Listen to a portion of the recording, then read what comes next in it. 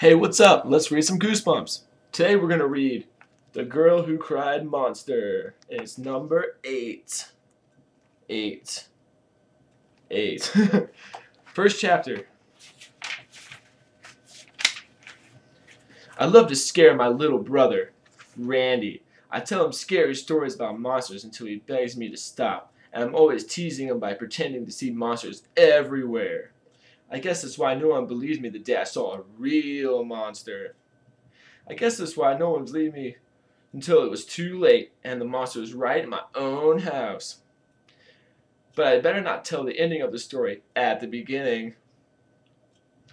My name is Lucy Dark. I'm 12. I live with my brother Randy, who is 6, and my parents in a medium-sized town called Timberland Falls. I don't know why it's called Timberland Falls. There are a few forests outside of our town, but no one cuts the trees down for timber. And there aren't any falls. So why Timberland Falls? It's a mystery. We have a red brick house at the end of our street. There's a tall, overgrown hedge that runs along the sides of our house and separates our yard from the Killing's yard next door. That's K-I-L-L, like kill. Dad's always talking about how we should trim the hedge, but he never does. We have a small front yard and a pretty big backyard with a lot of tall, old trees in it. There are a lot of old sassafras trees in the middle of the yard. It's a cool shady under the tree. That's where I like to sit with Randy when there's nothing better to do and see if I can scare the socks off of him.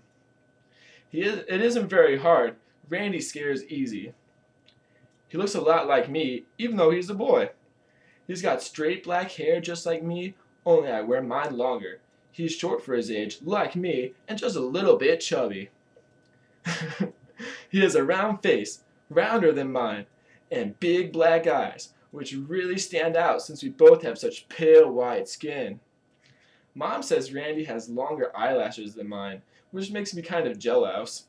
But my nose is straighteners, and teeth don't stick out as much when I smile, so I guess I shouldn't complain.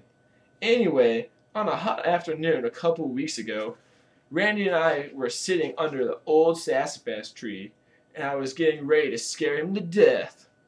I really didn't have anything better to do. As soon as summer came along this year and school let out, most of my really good friends went away for the summer. I was stuck at home, and so I was really lonely.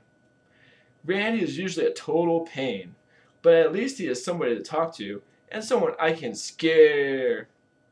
I have a really good imagination, and I can dream up the most anything. Wait, what? I can dream up most amazing monsters, and I can make them real scary. Mom says with my imagination, maybe I'll be a writer when I grow up. I really don't know about that. I do know that it doesn't take a whole lot of imagination to frighten Randy. Usually all I have to do is tell him there's a monster trying on his clothes upstairs in his closet, and Randy turns even whiter than normal and starts shaking all over. The poor kid. I can even make his teeth chatter. It's unbelievable. I leaned back against the smooth part of the tree trunk and rested my hands on the grass and closed my eyes. I was dreaming up a good story to tell my brother. Next page. The grass felt soft and moist against my bare feet. I dug my toes into the dirt. Ugh. Randy was wearing denim shorts and a plain white sleeveless t-shirt. He was lying on his side, plucking up blades of grass with one hand. Did you ever hear about the Timberland Falls toe biter? I asked him, brushing a spider off of my white tennis shorts. Huh? He kept pulling up blades of grass one by one, making a little pile. There was this monster called the Timberland Falls toe biter, I told Randy.